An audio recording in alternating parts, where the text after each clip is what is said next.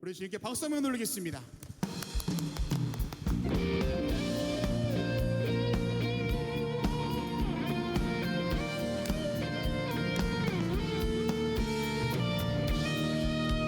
주님 뜻대로 살기로 했네. 주님 뜻대로 살기로 했네. 주님 뜻대로 살기로 했네. 주님 뜻대로 살기로 했네. 뒤돌아서지 않겠네. 다시 한번 고백합니다. 주님 뜻대로 주님 뜻대로 살기로 했네. 주님 뜻대로 살기로 했네. 주님 뜻대로 살기로 했네. 뒤돌아서지 않겠네. 한 번 더 뒤돌아서지 않겠네. 뒤돌아서지 않겠네. 어떠한 시련이 와도 수많은 유혹 속에도 진실하신 주님 약속만 붙들리라. 세상이 이해 못하고 우리를 조롱하여도 진실하신 주님 약속만 붙들리라. 돌아서지 않으리.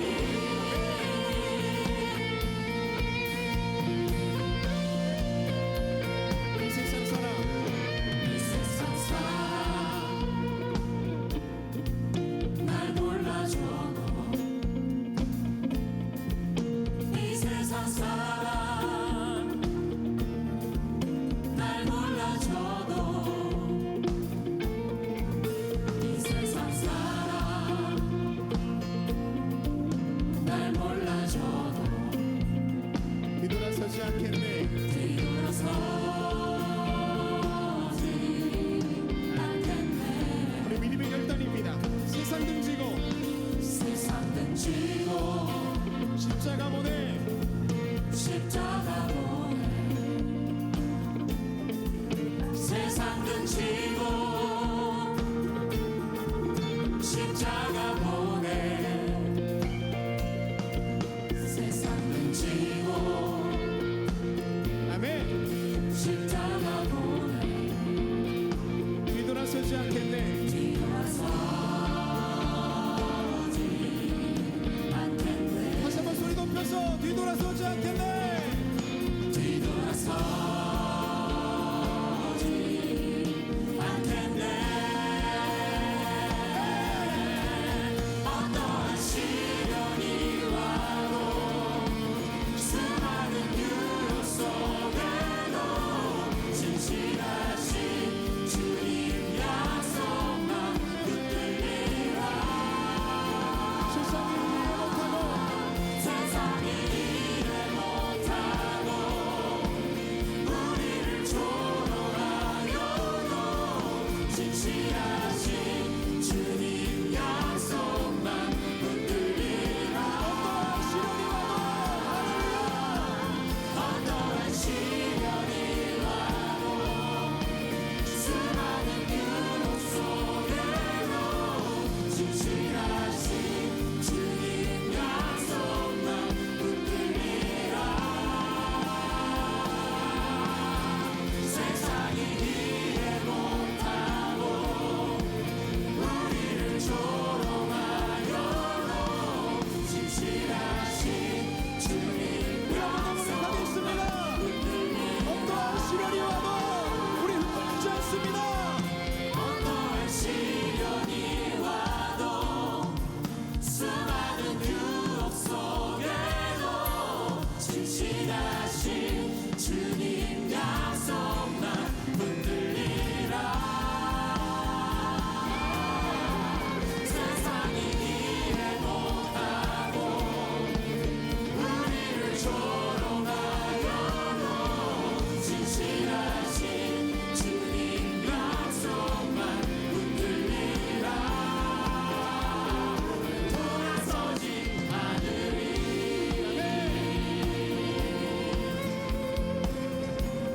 우리 믿음의 결단을 담아 다시 한번 주께 박수하며 돌리겠습니다. 할렐루야.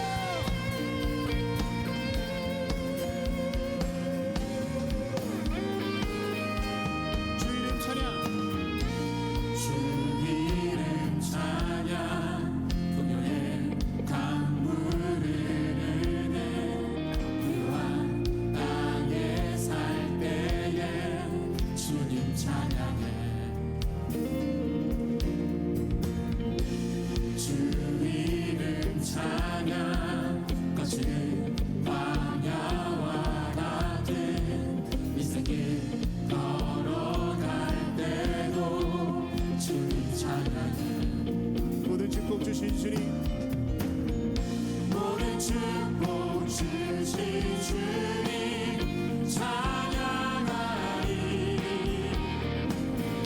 어느 날이 다가와도 나 외칠 주의 이름을 찬양해.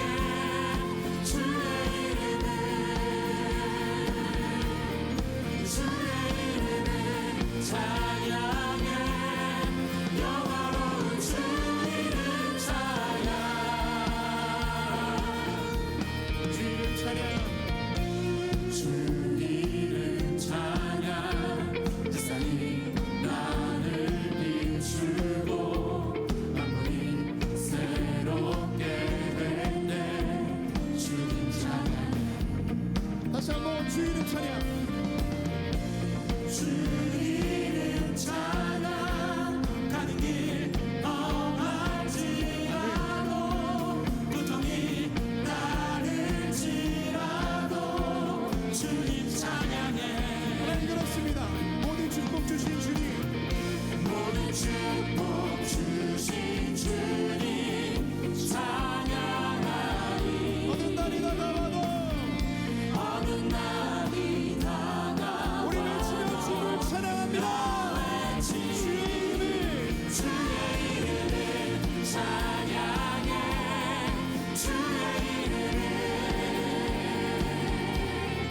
주의 이름을 찬양해. 영화로운 주 다시 한번 주의 이름을 찬양해. 주의 이름을 찬양해. 주의 이름을 주님의 이름을 찬양합니다. 주의 이름을 찬양해. 영화로운 주 이름 찬양. 아멘. 주님은 주시며 주님은 찾으시네. 내 맘에 하는 말 주 찬양. 주님은 주시며 주님은 주시며 주님은 찾으시네. 내 맘에 하는 말 주 찬양합니다. 주의 이름을 찬양해. 찬양해.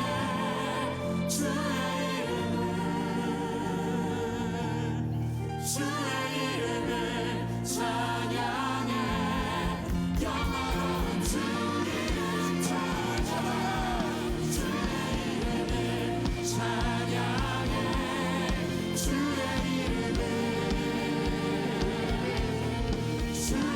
이름을 찬양해. 영화로운 주 이름 찬양.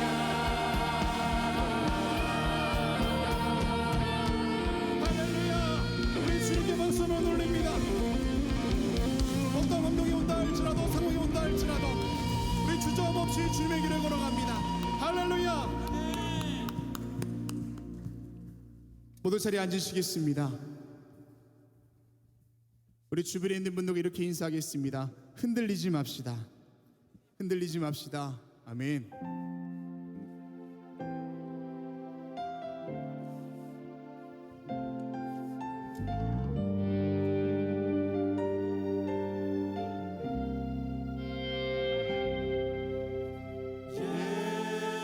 예수 사랑합니다.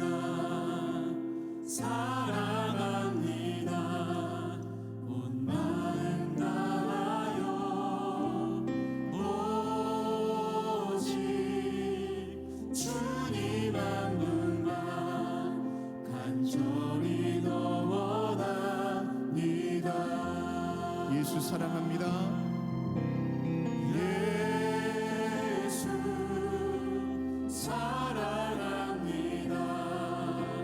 사랑합니다. 온 마음 다하여 오직 주님 한 분만 간절히 더 원합니다. 넘쳐나네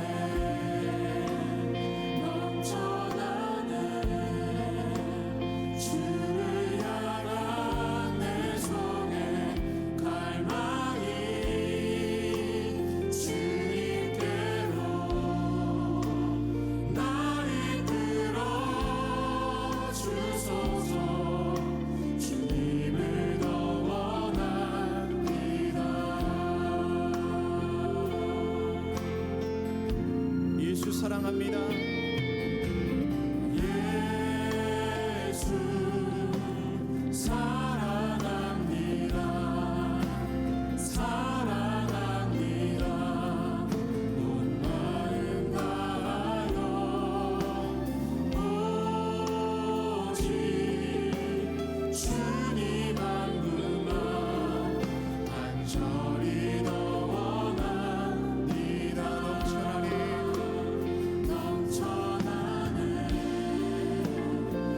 넘쳐나네 주를 향한 내 속에 갈망이 주님께로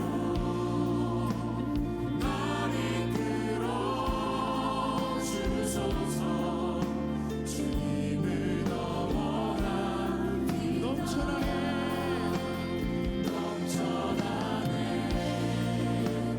넘쳐나네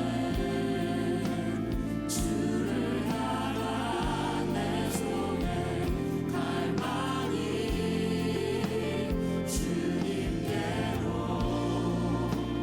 날 이끌어 주소서. 주님을 더 원합니다.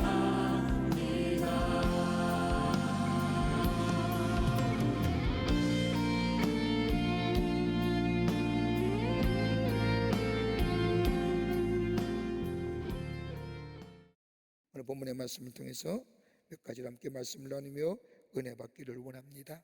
첫째는 하나님의 공의에 순종해야 합니다. 오늘 5절 말씀을 보십시오. 하나님은 아벨의 제사를 받으시고 가인의 제사를 받으시지 않자 가인이 보인 태도를 얘기합니다. 5절 말씀에 보면 가인이 몹시 분하여 안색이 변하니라. 안색이 변했다는 겁니다. 안색이 변했다는 것은 그의 마음에 갈등과 더불어 고민이 있다는 겁니다. 저는 이 말씀을 어젯저녁에 설교를 준비하면서 묵상하면서 제 마음속에 이런 생각이 문득 듭니다. 제가 목사이기에 저희 관점에서 보는 거겠지요. 하나님이 제사를 받지 않았더라면 좀 생각해 봐야 될 거 아닙니까? 하나님 왜 내 제사를 받지 않았을까? 하나님 왜 내 제사에 외면하셨을까? 생각하고 뉘우치고 돌이켜야 되는데 오늘 본문의 말씀에 가인은 이 상황에 대하여 분노하고 괴로워하는 겁니다. 내 자신을 돌아보며 내가 자신이 잘못이 있었다면 돌이켜 뉘우쳐 회개하고 하나님이 원하시는 방향으로 삶의 자리를 옮겨야 됨에도 불구하고 하나님이 아니시라는데, 하나님이 원하지 않는다고 하는데, 하나님이 원하지 않는 일이라고 하는데 가인은 그 자신에 대하여 분노하고 고민하는 겁니다.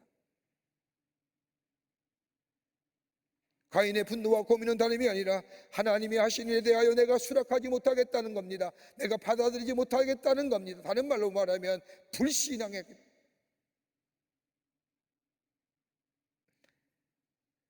하나님 앞에 겸손하지 못하고 진실하지 못한 모습입니다. 여러분, 적어도 하나님의 사람이라고 한다면 우리의 뜻이 먼저입니까? 아니면 하나님의 뜻이 먼저입니까? 당연히 하나님이 원하시고 하나님이 바라신 것이 우리의 삶의 우선순위가 되어야 되는데 가인은 그것을 알지 못하는 겁니다. 여러분, 대체로 이러한 가인과 같은 가인 신드롬을 가진 사람들의 삶의 형태가 있다고 한다면 다름이 아니라 다른 사람의 이야기나 다른 사람의 판단이나 내 자신의 결정이나 내 자신의 판단은 중요시 여깁니다. 그런데 여러분, 내가 하는 것이 온전한 겁니까? 다른 사람이 얘기하는 판단과 결정들이 바른 겁니까? 아닐 겁니다. 다윗은 시편 139편 이후에 하나님을 향하여 고백하기를, 하나님은 나를 못해서부터 아시는 하나님이십니다. 하나님, 나의 형질을 다 아십니다. 내 단점도 아시고 내 약점도 아시고 내 부족한 점도 아십니다. 왜요? 나를 지으신 분이기 때문에 나를 다 아시는 분입니다. 여러분, 창세기의 창조의 사건을 가만히 보십시오. 하나님이 세상을 창조하시면서 마지막 인간을 창조하신 후에 그 창조된 인간의 모습을 보고 하나님은 저 앞에 창조했던 얘기와는 다른 모습으로 자기의 기쁨을 표하십니다. 뭐라고 얘기합니까? 보시기에 뭐 했다고요? 심히 좋았더라. 얼마나 마음에 들었다면 심히 좋았다고 얘기했을까요? 다른 창조물은 그냥 좋았다라고만 얘기하는데 당신의 형상대로 지음받은 우리들의 모습을 바라보면서 하나님은 심히 좋았다고 하는 것은 하나님 우리의 모든 것을 알고 계실 뿐만 아니라 우리의 모든 것을 지으신 분이기에 너무나 우리를 잘 알고 계시다는 겁니다. 그 하나님의 말씀에, 외면하신 그 하나님의 그 판단, 그분의 말씀 옳은 것이죠. 하나님의 하시는 일이 다 옳다는 겁니다. 하나님의 공의함이라고 얘기합니다. 그 하나님의 공의함을 우리는 그대로 받아들일 수 있어야 됩니다. 수용할 줄 아셔야 됩니다. 전적인 수용이 있을 때에 그 다음에 내 걸음이 바른 걸음이고 하나님이 하신 일에 대해 전적으로 내가 받아들이는 믿음의 고백이 있을 때에 하나님의 인도하시는 걸음이 되는 겁니다. 욥기가 고백한 것처럼 욥기 13장 10절에 내가 가는 길을 그가 아시나니 내가 나를 단련하신 후에 내가 순금과 같이 되어 나오리라고 하는 말씀처럼 그 뒤에 나오는 욥의 고백처럼 14절에 내가 작정한 것을 이루실 것이라고 하는 하나님을 향한 전적인 신뢰가 있어야 된다는 거예요. 하나님의 공의에 순종하는 거예요.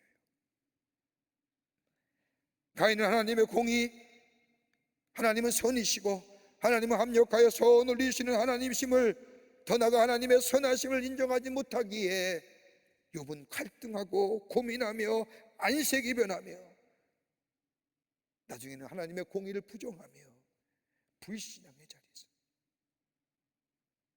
혹시나 나의 삶의 자리가 하나님이 원하시는, 아니 하나님이 원치 않은 삶의 자리는 아닌 건가요? 하나님의 공의에 순종할 줄 아는 자, 다시금 돌이켜 깨달아 하나님이 원하시는 자리에 서게 될 때 하나님은 우리의 미래를 새롭게 열어가시고요, 우리를 복된 자 넘어서서 축복된 삶으로 우리의 걸음을, 우리의 삶을 인도해 주십니다.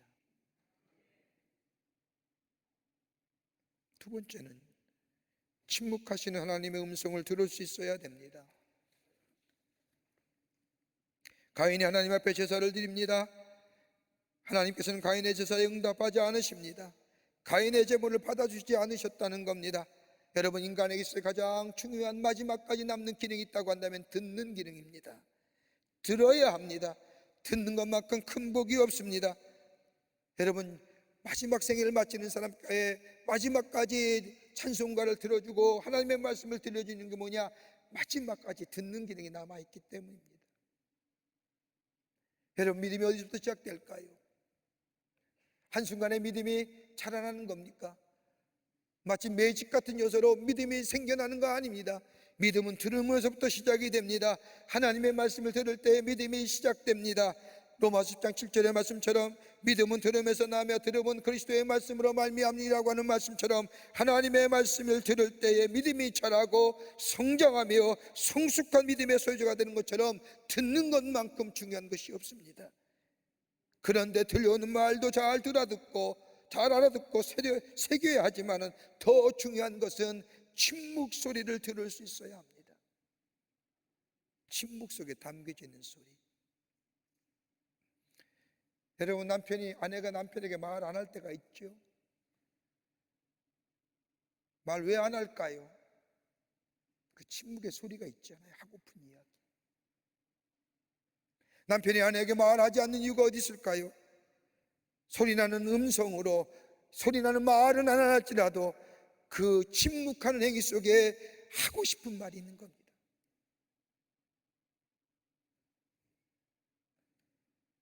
자녀가 부모에게 말하지 않는 것, 이유가 있는 겁니다.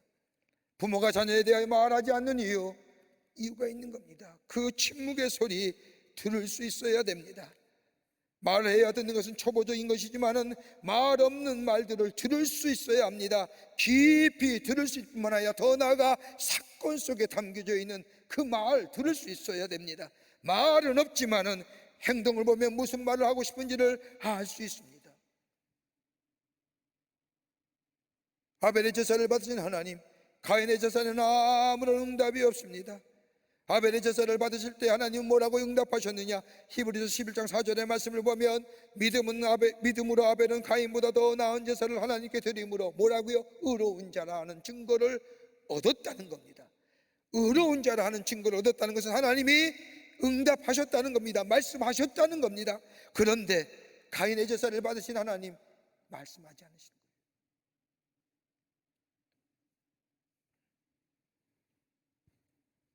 가인의 제사에 침묵하셨다는 것, 하나님이 침묵하신 이유는 가인은 생각했어야 합니다. 하나님 왜 내 제물을 받지 않으실까? 그 이유가 어디에 있을까? 이거 생각했어야 되는 겁니다. 가인은 단순히 하나님께서 아벨의 제사만 받으신 것에 대하여 자신의 문제점은 생각하지 아니하고 아벨에 대하여 경쟁심의 발로인 시기와 질투를 가지고 아벨을 성경의 표현대로 보면 쳐 죽여버린 겁니다. 문제의 원인은 하나님께 있는 게 아닙니다. 아벨에게 있는 것도 아닙니다. 문제의 원인은 다른 사람에 있는 것도 아니라 나에게 있는 겁니다. 하나님이 내 제사를 받지 않으신 것이 아벨의 탓이 아니라 자신의 문제인 것을 가인은 알지 못할 뿐만 아니라 깨닫지 못한 겁니다. 우리 주변에도 이런 분들 계시죠. 내 실패가 다른 사람의 성공 때문인 것처럼, 다른 사람이 성공한 것이기에 내가 실패하여 된 것처럼 생각하는 사람, 다른 사람의 성공과 나의 실패는 전혀 상관이 없는데도 실패는 다른 사람이 성공해서가 아니라 다른 사람이 성공해서 내가 잘 돼야 할 자리가 사라진 것이 아니라 실패 원인은 나에게 있다는, 내가 원인이라는 것, 나를 돌아볼 줄 알아야 됩니다. 가인의 제사를 받지 아니하시고 침묵하시는 그 하나님, 그 침묵이 무엇인가 스스로 생각하고 무엇이 잘못된가 깨닫고 돌이켜 그 침묵 속에서 하나님이 하시고자 하는 말을 들을 수 있어야 되는데 가인은 듣지 못했다는 겁니다. 왜요? 영이 뛰지 않았잖아요. 우리의 기도도 마찬가지 아닙니까? 우리가 그토록 마음의 깊은 소원과 바람을 가지고 하나님 앞에 기도합니다. 예수님이 요한복음 14장 15장 이후에 고별 설교장에 나오는 것처럼 무엇인지 내 이름을 가지고 구하는 것마다 내가 응답하리라고 하는 그 주님의 약속의 말씀, 우리가 붙잡고 예수의 이름을 부르고 기도하지만은 응답이 없습니다. 여러분 어떡해요? 하나님 왜 내 기도에 응답하지 않을까? 이렇게 생각해야 되는 거 아닙니까? 그 침묵의 소리에 귀 기울여야 되지 않습니까? 하나님이 없고 하나님이 있고 하나님이 나를 사랑하지 않고 나를 왜, 이것보다 왜 하나님이 내 기도에 응답하지 않는가? 혹 내가 드려진 기도가 하나님이 원하시는 기도, 원치 않는 기도는 아닐까? 하나님의 원함보다 내 욕심과 내 바람을 속에서 그것이 너무 강하기에 하나님을 향하여 이 기도하는 것은 아닐까? 나를 돌아볼 줄 알아야 되는 것. 침묵하는 가운데 말씀하시는 그 음성에 귀 기울일 줄 아는 사람. 예수님이 십자가에 달려 돌아가기 전에 예수님은 가야바들에서 재판을 받으십니다. 성경 말씀을 보면 예수님의 십자가에 못 박힌 사람은 가야바입니다. 가야바가 원흉이지요. 그런데 가야바가 예수님의 십자가에 못 박힌 이유가 무엇인지 아십니까? 자신의 정치의 기득권 이렇게 얘기하는 분들이 계십니다. 사회적 상황에 따른 자신의 그룹의 정치적 입지를 위해서 자신의 기득권을 놓치기 싫어서 아닙니다. 가만히 성경 말씀에 공간복음서에 나타난 가야바들에서 가야바가 한 얘기를 가만히 종합해보면 딱 하나입니다. 이유는 뭐예요? 예수님을 향한 질투입니다.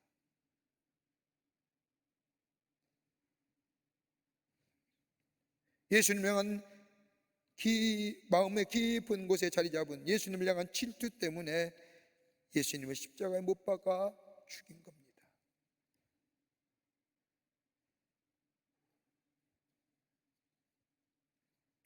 1, 2, 3부 때는 얘기 안 한 얘기를 좀 해보려 합니다. 우리나라 기독교 선교 역사를 보면 참으로 훌륭한 분들이 많이 계십니다. 그 가운데 조덕삼 장로님이란 분과 이자익 목사님의 이야기가 있습니다. 1981년 내 10일에서 한국의 선교사로 온 데이트 선교사가 저 1905년에 김제와 복음을 전하고 금산교회를 세웁니다. 그곳에서 마방 주인이자 그 일대의 부자의 큰 부자인 조덕삼이라는 사람이 살고 있었는데 이 데이트 선교사가 그에게 복음을 전하고, 그리고 그가 데이트 선교사가 하는 말, 하나님의 특별한 사랑 때문에 살기 좋은 자기 나라를 떠나 조선에 왔다는 말을 듣고 이 선교사의 헌신과 용기에 감동이 되어 예수 믿기로 결심을 하고 자기 집 사랑채를 빌려줘 예배를 드리도록 했습니다. 그러자 그 집 마방입니다. 마방에서 모습으로 일하던 이자익이란 마부도 함께 주인과 함께 이 예배에 참여합니다.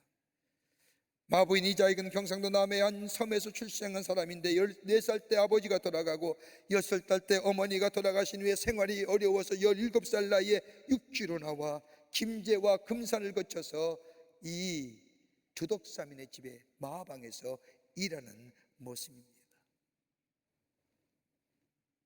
그런데 교회가 부흥하면서 1907년에 한 연명의 장로님을 뽑게 되었는데 함께 세례를 받고 함께 집사 임명을 받은 이자익 집사가 주인인 조덕삼을 이기고 장로가 선출됩니다. 먼저 예수를 믿고 사랑채를 내놓은 조덕삼 집사는 의연하게 교인들 앞에 나와서 이 결정은 하나님이 하신 결정입니다. 나는 교회의 결정에 순종하고 이자익 장로를 받들어서 교회를 열심히 섬기겠습니다. 우리 금산교회 교인들은 참으로 훌륭한 일을 해내었습니다. 저희 집에서 일하고 있는 이자익 영수는 저보다 신앙이 더 뜨거운 열정의 사람입니다라고 이야기합니다. 후에 장로가 된 이 조덕삼은 자신의 모습인 이자익을 평양신학교에 보내고 신학을 공부하는데 지원을 아끼지 않습니다. 그리고 이자익이가 목사가 되자 1915년 자신의 모습이었던 이자익을 자신의 고향교회, 자신의 사랑채부터 시작된 금산교회의 담임 목사로 모십니다. 이자익 목사님 우리나라에서 유일하게 장로교 총회장을 3번이나 거치신 인물이 됩니다.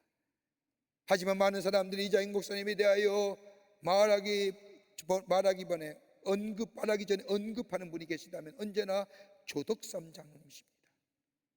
믿음의 본을 보여줄 뿐만 아니라 민족교육에 헌신하신 조덕삼 장로님 1919년 12월 3.1절 만세운동을 마친 그 해에 52세 나이로 하나님의 부르심을 믿어 받아 하늘나라에 가시면서 남기신 유언은 절대로 우상을 섬기지 말고 제사는 지내지 말아라. 예수 잘 믿어야 나를 만날 수 있더라. 신앙생활 잘하고 너희들은 내 대를 이어 교회를 잘 섬기고 교회를 잘 지켜야 한다고 하는 유언을 남기며 돌아가십니다. 그때 가장 많이 온 사람이 바로 마방의 마부였던 이자익 목사님이었다는 겁니다. 해방이 된 후에, 그리고 세대가 흐른 후에 1970년대 말일까요? 카이스트에서 조덕삼 장로님의 후손인 조세영이라고 하는 분, 옛날 국회의장 했던 분이죠. 부의장 했던 분. 그분이 그분의 후손입니다. 그리고 이자익 목사님의 후손인 카이스트의 교수였던 이모 장로님이 가족이 카이스트에 만나서 조세영 장로님을 앞에 세우고 조덕삼의 후손인 손주인 조세영 씨를 앞에 세우고 이자익 목사님의 후손이 엎드려 큰절했다는 겁니다.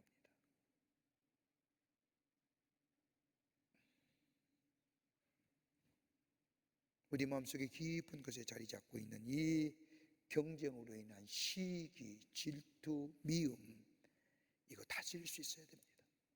어떻게 해요? 하나님의 은혜가 내 속에 있게 될 때예요. 그 은혜가 나를 새록새록 내 안속에 새록새록 그 은혜가 매일매일 나로 하여금 새롭게 만들어가는 거예요.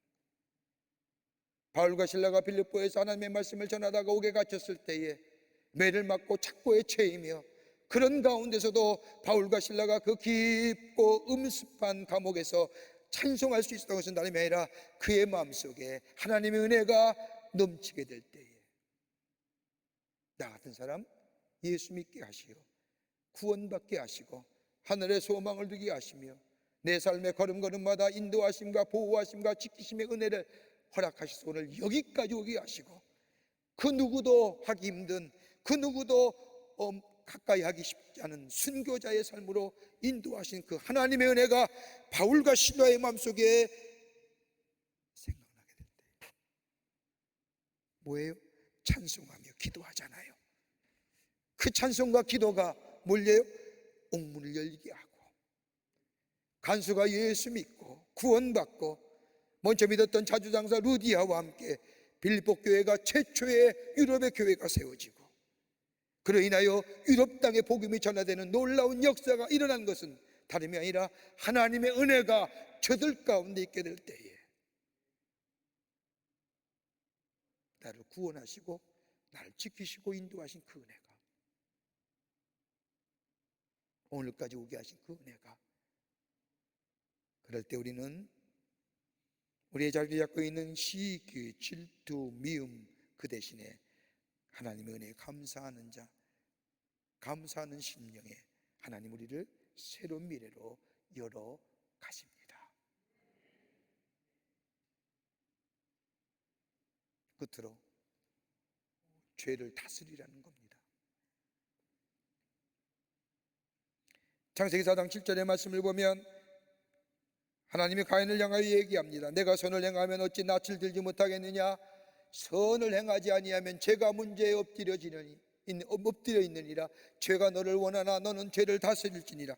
죄가 너를 원하나 너는 죄를 다스리라고 하나님은 가인에게 말씀합니다.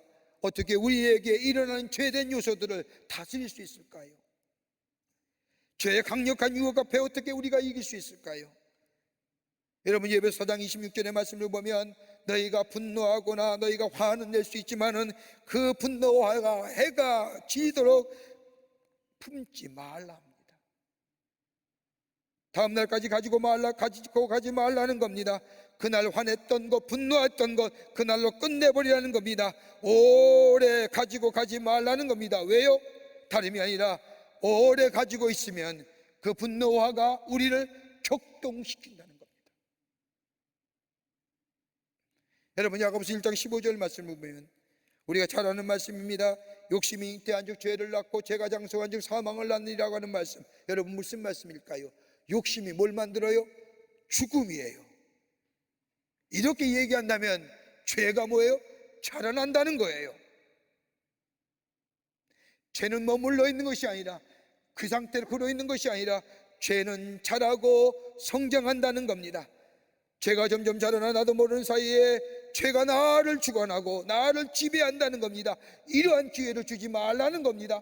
오늘 화내도 됩니다. 분노해도 됩니다. 그러나 오늘이 지나가서 내일까지 품지 말라는 것이 바로 이런 이유입니다. 여러분 죄의 수학이라는 것이 있습니다. 들어보셨는지요? 그런데 수학 공식이라고 하면 가장 기본적인 공식 더하기 빼기 곱하기 나누기일 겁니다. 그런데 죄의 수학의 공식이 있습니다. 여러분 죄에는 더하기가 있지요. 더하다는 것이 어떤 의미일까요? 회개하지 아니하면, 돌이키지 아니하면 죄는 점점점 커진다는 겁니다. 거짓말을 하고 회개하지 아니하면 거짓말은 거짓말이 낳고 그 거짓말 덮개서 더 큰 거짓말을 만들어냅니다. 이렇게 해서 죄는 더 계속해서 커진다는 겁니다. 이게 죄의 더하기입니다.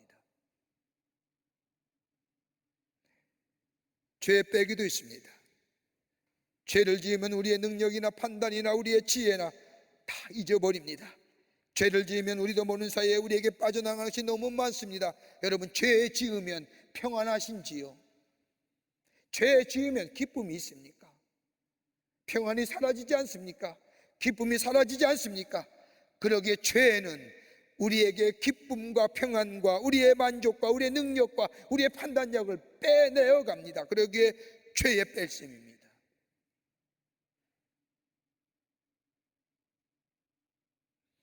죄의 곱셈도 있습니다. 죄에는 곱하기도 있습니다. 죄 지으면 죄가 곱하기로 작용하면 아픔이 있고 고통이 있고 우리의 정신과 인간관계 더 나아가 내 영과 내 육체가 병들게 마땅합니다. 이 곱하기예요. 죄에는 나누기가 있습니다. 나눈 게 뭘까요? 불릴까요? 아니에요. 퍼져가는 거예요. 쪼개어 펴져가는 거예요. 마치 누룩처럼 죄를 돌이키지 않으면 죄는 뭐예요? 퍼져갑니다. 더 왕성해지고 쪼개어져 가며 더 많은 사람에게 죄의 영향력을 말해두게 됩니다.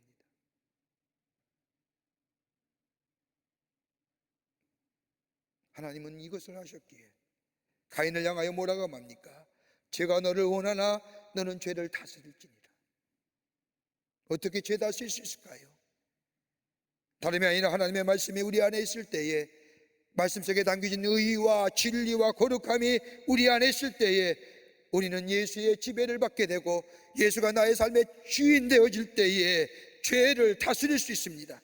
하나님의 말씀이 우리 가운데 있을 때에 그 말씀 속에 나타난 의와 진리와 거룩함이 우리 안에 있겠을 때에 우리 안에 비록 죄는 있지만은 거기에 집착하지 않습니다. 보세요. 우리가 좋은 것을 봤어요. 여러분, 좋은 것을 보면 뭐라고 느끼십니까? 좋다. 아무 문제 없어요. 지나가는데 좋은 데를 속에 기가 막힌 옷을 봤어요. 너무너무 이쁜 거예요. 참 좋다. 이렇게 하면 문제는 아무 문제 없어요. 근데 거기 한 발짝 더 나가 갖고 싶다.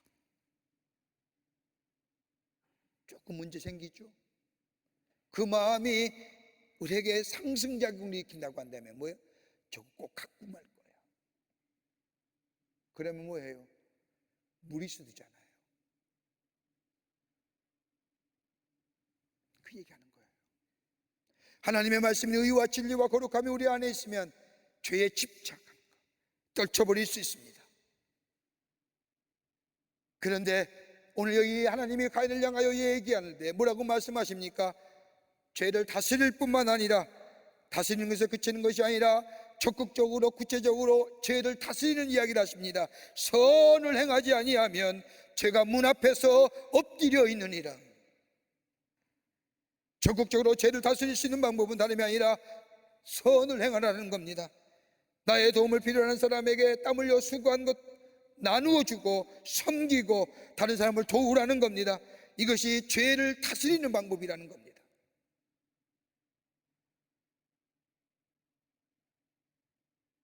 바비 힐이라고 하는 소년이 있습니다. 2차 세계대전에 이탈리아에 주둔하고 있던 미 공군 상사가 아버지를 둔 아들입니다. 그가 어떤 날 슈바이처 박사가 저 아프리카에서 의료 활동을 벌인다는 일을 듣고 감동이 되어 자기가 모아두었던 용돈을 가지고 아스피린 한 병을 사서 편지와 함께 자기 아버지의 상사인 공군사령관에게 편지를 띄웁니다. 그 편지의 내용은, 사령관님, 이거를 낙사선에 달아서 아프리카에 있는 슈바이처 박사에게 떨어뜨리도록 해주십시오. 그래서 한 사람이라도 더 치료하게 해 주십시오라고 편지를 써보냈습니다.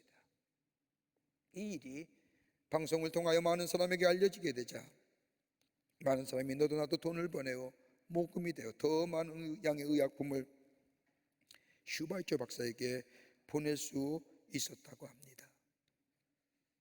죄를 집착해서 벗어나는 것을 그치는 것이 아니라 죄를 다스리는 것은 다름이 아니라 적극적인 것으로 선을 행하는 삶, 여기에 죄를 다스릴 수 있는 겁니다. 사랑하는 성도 여러분, 우리 하나님은 오늘 이 가인 에덴의 동전에서 들려온 두 번째의 하나님의 목소리입니다. 내 아우가 어디 있느냐?